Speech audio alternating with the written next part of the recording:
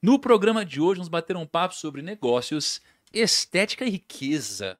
O vídeo a seguir não se trata de recomendação de compra ou venda de ativos. Nosso conteúdo tem caráter educativo e informativo.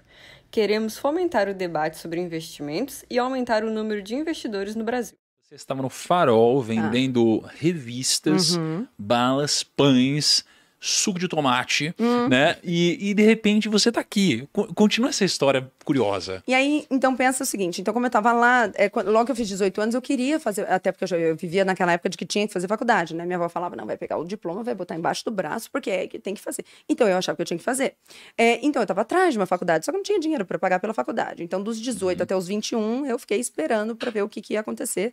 E nesse meio tempo, eu me dedicava a cuidar dos meus irmãos. Eu sou a mais velha de 5 ou 6 por aí.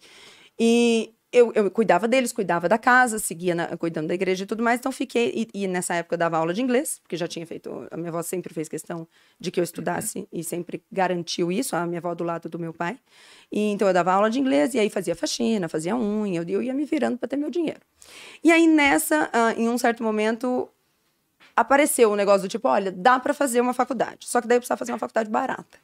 Então, não daria para eu fazer... Eu não ia poder entrar em cursinho, porque, poxa, eu já estava com 21, e aí eu ainda ia fazer... Não dava. E aí eu pensei, vou ver o que eu gosto. E eu sempre fui fascinada por esportiva. Sempre gostei, eu sempre assistia as Olimpíadas de Inverno, o curling e tudo mais. Então, eu falei, cara, eu queria fazer alguma coisa nessa área. Então, eu fiquei entre educação física e nutrição.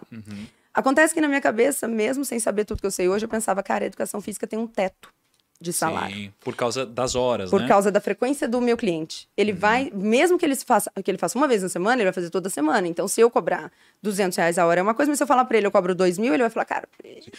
Pausa aqui. Pode falar. A maioria das pessoas nunca vão enriquecer, porque, de fato, elas dificilmente vão entender que existe uma barreira de horas que impede elas de ganharem mais, não é? Então, não é fácil a sua cabeça, de repente, pensar diferente, porque a gente é criado, né, numa linha que, pô, a gente vai trabalhar, vai se formar, etc. Em que momento a sua cabeça foi... Pá, meu aconteceu padrasto sempre pensou assim.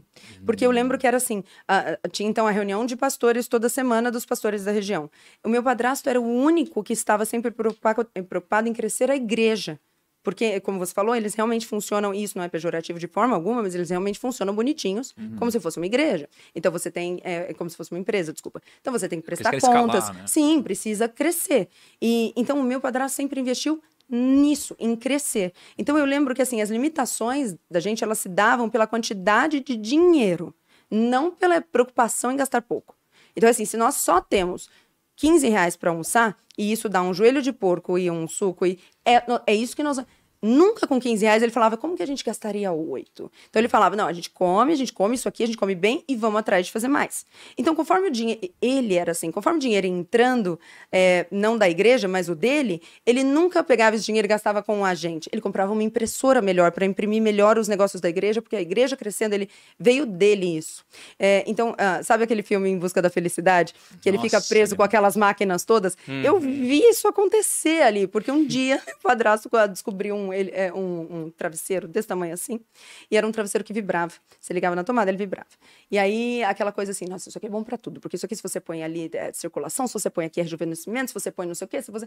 E aí, meu padrasto olhou aquilo e falou, isso aqui é genial, hein? E aí, abriu aquilo e falou, cara, nós vamos fazer isso aqui.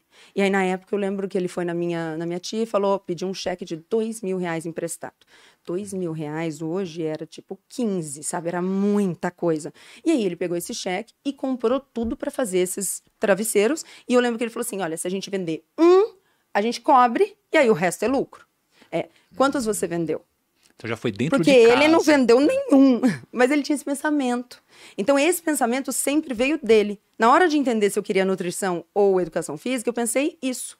Em qual dos dois tem um teto mais baixo? Porque a minha ideia na nutrição é assim, cara, eu vou dar alta pro meu paciente em algum momento. Então, e desde que eu comecei a atender, sempre o jeito do paciente chegar e ter as informações eram essas. Olha, a consulta dela custa tanto e o tratamento dura, em média, 2 a 8. Então, a pessoa já pensa assim, tá, custa tanto, mas então há um limite não é um limite, há uma delimitação de quanto pode custar. Não é uma coisa ad eterno. Sabe, vai ter que vir aqui sempre, cada vez que aumentar e tal. Então, eu escolhi nutrição por isso. Era barato, não tinha um teto tão grande, eu podia fazer. É uma faculdade relativamente bastante fácil. E fui lá, fiz. E aí, durante a faculdade, continuei trabalhando. Pode falar. Deixa eu fazer um pause aqui. Então, olha que interessante. Então, o pensamento que a Lara teve não veio dela. Foi implantado, foi passado, né, de uma geração para outra, de pessoas que estavam ao redor dela e as pessoas mais próximas, no caso. E aí eu olho, por exemplo, um pouco para você, Kaique, pro Lucão também. Quando vocês vieram, há quanto tempo vocês estão aqui no Primo? Tô há 5 anos e pouco. Por aí, quase 5 anos, Não, porque eu lembro, o Kaique especialmente, esse daqui, Lara, ele era um celitreta. Um celitreta. Nossa, queria ir embora mais cedo, era 1 hora de almoço. Não, era 1 hora cravada, assim. Chegava. Queria ir pra praia às 4 da tarde. Sabe aquele que vai no almoço lá, pega o crachazinho da empresa, que na época tinha crachazinho e deixava na mesa guardando lugar? Era ele. Só que eu acho que de tanto a gente conviver, a cabeça dele já não é mais essa. Não é? Então essa cabeça mudou pelo fato de tá convivendo com outras cabeças. O Thiago me convenceu a fazer isso da impressora. Eu gastava o meu próprio dinheiro para melhorar algum processo dentro da nossa empresa para fazer. Agora, você estava falando da Procura da Felicidade? Deixa eu contar uma pequena história sobre isso. Claro. O cara da Procura da Felicidade, ele é o Chris Gardner, né? Aquele negão e tal. Eu tive a honra de conhecer o Chris Gardner. Puxa, que demais. Foi muito legal. Essa é uma história que eu acho que eu nunca contei no podcast aqui. Eu queria contar. Que é o seguinte. Hoje é relativamente mais simples o meu nome chegar antes de mim, né? Só que naquela época não era. Então ninguém sabia quem era o Thiago, quem era o Primo Rico. Foi o quê? Há 6, 7 anos atrás aí. Por aí, cara. A gente não devia ter 200 mil seguidores, eu não sei. Né? E aí, o Chris Gardner tá vindo pro Brasil, né? E eu era louco para conhecer o Chris Gardner, porque eu atingi minha liberdade financeira, Lara, como um assessor de investimentos, não como alguém na internet. E o que o Chris Gardner fazia era justamente isso. Ele era um assessor de investimentos. E eu assisti esse filme várias vezes na minha vida, já chorei vendo esse filme. Eu falei, eu quero conhecer esse cara vindo pro Brasil. E aí, de tanto tentar, eu consegui ser uma das pessoas que iam entrevistar o Chris Gardner aqui no Brasil, no meu pequeno canal na época. Era a Globo, era a Forbes e um banco de investimentos. Eu falei, cara, tô eu lá. E aí, a minha entrevista com ele era coisa de, tipo, 11 horas da manhã. Só que eu cheguei muito cedo, porque eu queria garantir que, cara, isso aqui era coisa da minha vida. Aí eu cheguei coisa de, sei lá, 6, 7 da manhã. Aí a gente botou 2 poltronas, assim, já deixou as câmeras ligadas praticamente, testou o ângulo, só tinha chegado a gente. Os outros players, que acho que deviam estar acostumados com isso, né? Eles não tinham chegado ainda. E aí, quando devia ser lá para 7 da manhã, 8 da manhã, alguma coisa assim, adivinha, passou o Chris Gardner muito antes da hora. E eu olhei e falei, meu Deus, o Chris Gardner lá e tal. Aí ele olhou e ele tava com uma assistente. Aí ele falou assim, o que é aquele garoto lá? Aí a assistente dele falou assim, não, depois a gente vai gravar com ele. Mas primeiro vamos gravar com os outros, deixa ele por último. Aí o Chris Gardner olhou e falou, não, a gente vai gravar com ele. E ele é um negão gigante assim. Aí eu fiquei olhando e falei, cara, será que ele vem? Aí ele veio andando, parece que a cada passo que ele dava, o chão tremia. Imagina. Ele é grande mesmo, né? É grande, cara. Quando ele abre o maxilar, é um negócio gigante. Meu, ele chegou, cara. Uma voz grave, né? Voz grave. Maior que eu, assim, muito maior que eu. Aí ele botou a mão no meu ombro. Pô. Aí ele falou assim... Como é? Ele falou assim... eu vou gravar com você porque você tá pronto. Nice. E os profissionais estão sempre prontos. Pá, senta, moleque. Pum, sentamos, a gente gravou uma entrevista. Fantástico. Eu falei, meu Deus e tal. E eu lembro que ele tinha 2 relógios. Ele tinha relógio num braço, relógio no outro. Eu falei, por que você tem 2 relógios? Ele falou assim, porque eu não tenho tempo pra perder. Olha só. Meu Deus do céu. Meu, ele era animal. Então, só quis esse parênteses aqui da história.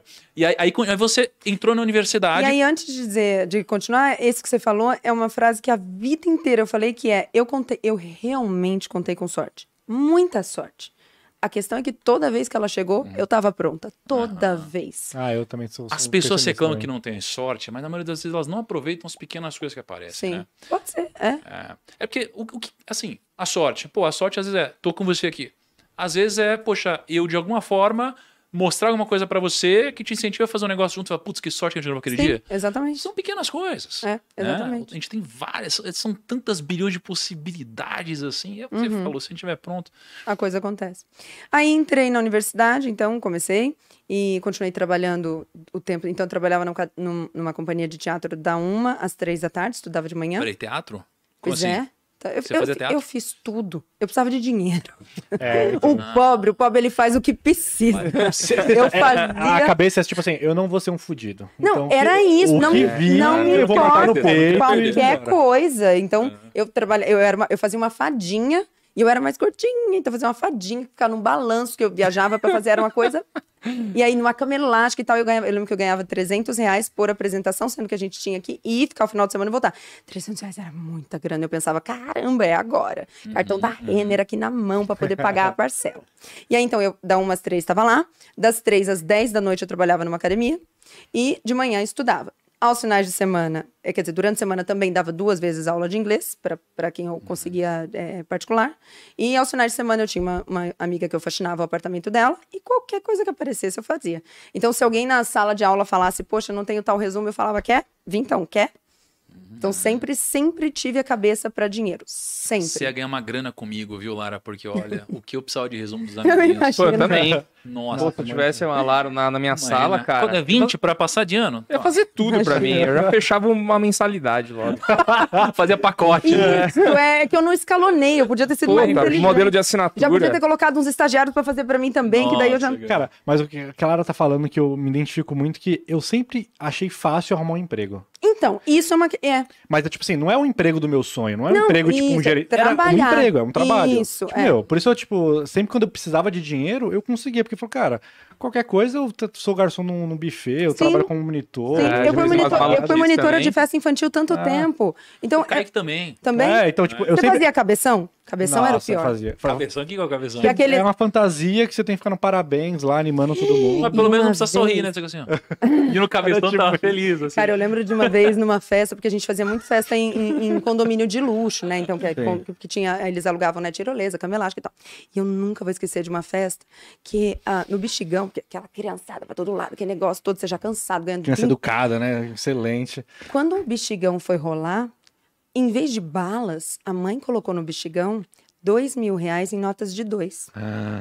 Que isso? Meu Deus. Eu quero que você tente entender a cena. Nós estamos lá, os monitores ganhando vintão pra estar lá. E vintão não era... O cara não pagava mal, é que era o que se ganhava. É, O cara não era pagava padrão, pastagem, né? não pagava nada e era 20 Só que é tipo Então. 8 horas de trabalho. Você tem que Mas chegar aí- antes e não, para depois, É né? o dia. E aí, assim, ó, Perrengue. eu lembro das crianças com aquelas notas, eles, né, contando das crianças com as notas na mão, trocando por lugar na fila. Porque eles não estavam ligados. Sabe assim, deixa eu ir na sua frente, toma aqui, isso aqui, e nota de 2, fala Usando nota de 2 pra cá. figurinha, Como que a mãe bota essa grana? E eu lembro de ver isso, essas situações, e eu nunca olhei essa situação achando um absurdo, que coisa absurda. Por mais que fosse um absurdo, eu lembro que eu olhava e falava assim, como que eu faço pra ser essa mãe?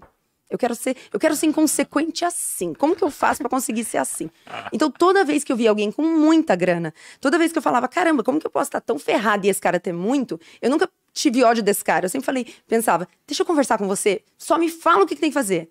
E eu não vou nem questionar. Se você falar pra mim, você tem que fazer isso, e essa facilidade eu sempre tive. Cara, olha só que interessante. Tem um conceito, né, que uma vez foi nesse ano que eu fui pra Los Angeles, Kaique. Foi no ano passado, você lembra? Foi ano passado, você foi bom.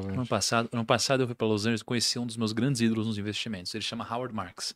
A gente tem uma plataforma de investimento chamada FinClass, né? E aí um dos professores é o Howard Marks. E no final da aula dele, ele disse assim, ó, eu sou Howard Marks, eu tô há 52 anos no mercado, ganhando do mercado. Eu gerencio 160 bilhões de dólares em patrimônio e essa é a minha FinClass. Eu falei, caraca, foi esse o cara que eu fui conhecer. Uma das grandes lendas. É o cara que, no prefácio dele, né, no livro dele, tem um quote do Warren Buffett falando, ele é o único cara que eu paro para ler as cartas quando ele solta alguma carta. E aí eu falei, Howard, como que faz para bater o mercado? Porque é isso que a gente busca como investidor. Como que eu bato o mercado, que seria a média, né? Ele falou, é só você utilizar o second level thinking. Eu falei, second level thinking? Mas é fácil? Ele falou, não é fácil. Então, o que é o first level thinking? O first level thinking é o pensamento de média.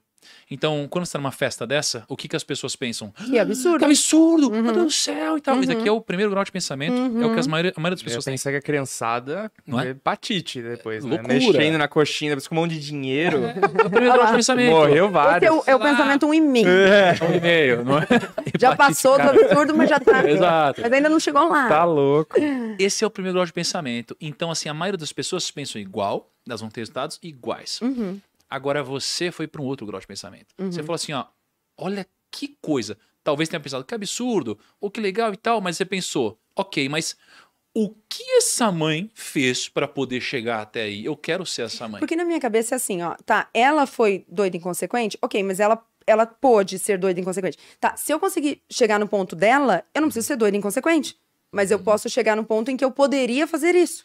Entende? Então, assim, ela administrou mal o recurso? Ok, se for comigo, eu administro bem. Mas como ela chegou no ponto de ter o recurso?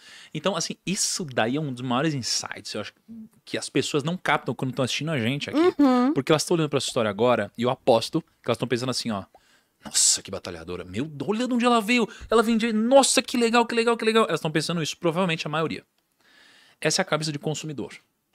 A cabeça de produtor é outro tipo de mente. Então, quando eu ia nos grandes eventos e eu via 1.000 pessoas que tinham pago R$2.000 cada uma, e 1.000 pessoas olhando para os conteúdos que estavam sendo passados e falando, nossa, esse conteúdo animal, eu só pensava assim, esse conteúdo animal, mas como essa pessoa botou 1.000 pessoas pagando R$2.000 nesse evento? É a cabeça de produtor. Então, quem está assistindo a gente agora pode escolher assistir com a cabeça de consumidor ou de produtor, ou seja, como que eles fizeram para ter, sei lá, mais de 3.000 pessoas ao vivo agora, olhando eles falando sobre isso, eles ainda ganhando dinheiro com isso e se divertindo. Então, como? Se você não está inscrito, se você não curtiu, isso é um grande absurdo, porque hoje foi uma grande aula aqui com a Lara. Muito tá? bom. Muito bom. Muito obrigado por assistir até aqui. Estes são alguns vídeos que vão potencializar seus investimentos.